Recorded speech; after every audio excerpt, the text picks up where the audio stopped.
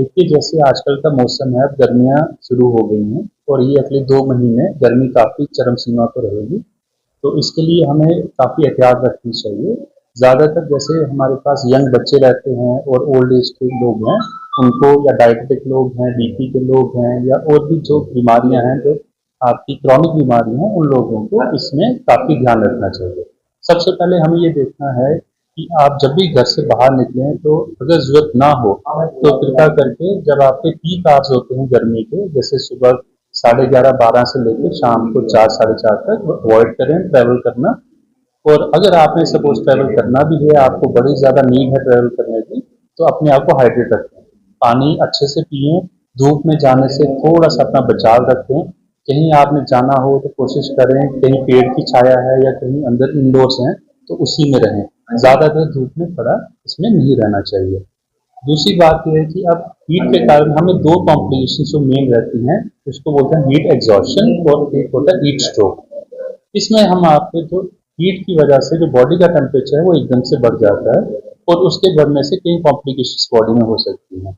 उसमें एक है कि बड़ा ज़्यादा पसीना आना, उसमें दूसरा कई लोगों को उल्टी आना शुरू हो जाता है, कईयों को आपके घबराहट शुरू हो जाती है, कईयों की धड़कन तेज होना शुरू हो जाती है, सिर में दर्द आना शुरू हो जाएगा। ऐसे में हमको जल्दी से इसको अपना जो ट्रीटमेंट पार्ट है उसको करना चाहिए। अगर आप हॉस्पिटल में नहीं हैं, बाहर हैं, तो कुछ चीज़ें हैं जिनकी वजह से आप जल्दी वो करके लोगों की जान बचा सकते हैं।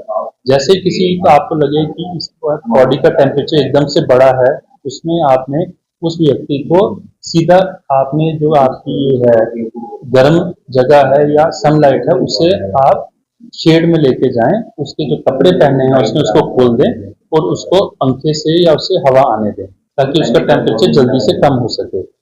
अगर आपके पास आइस पैक्स हैं तो वो ज़्यादा अच्छी चीज़ है, वो आप लगा सकते हैं। कपड़े सारे उतार के उनमें आर्मपिट्स जैसे इसके नीचे, गर्दन के आसपास और ग्रॉइन एरिया में हम आप यूज़ कर सकते हैं, उससे एकदम से टेम्परेचर नीचे आ जाए।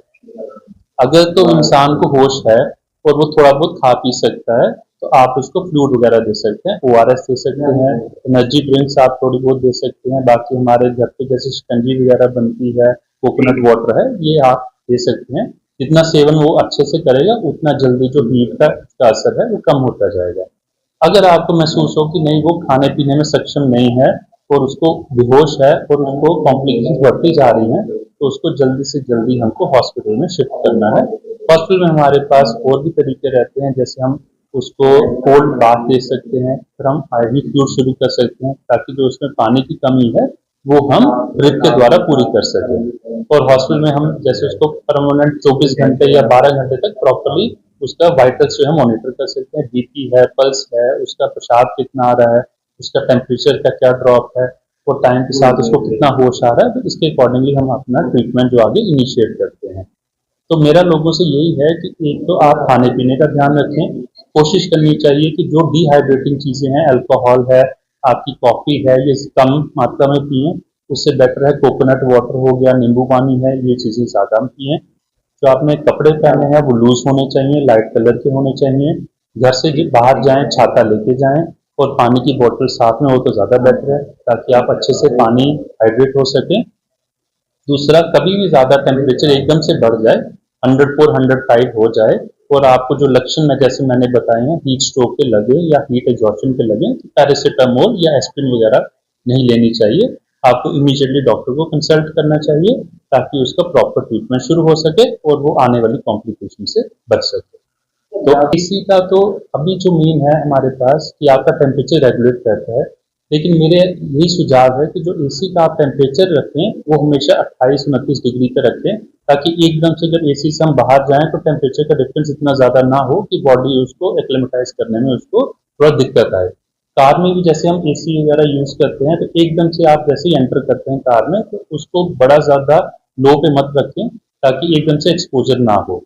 फ़ायदे तो एसी के हैं कि चलो हमें एक सुविधाजनक एनवायरनमेंट मिलता है, बाकी उससे टेम्परेचर भी ठीक है, लेकिन नुकसान ये है कि एकदम से जैसे एक्सपोजर आएगा, एकदम से टेम्परेचर जो है वो अल्टर होगा या डिफरेंस आएगा टेम्परेचर में, तो वो बॉडी को हैंडल करने में दिक्कत आएगी।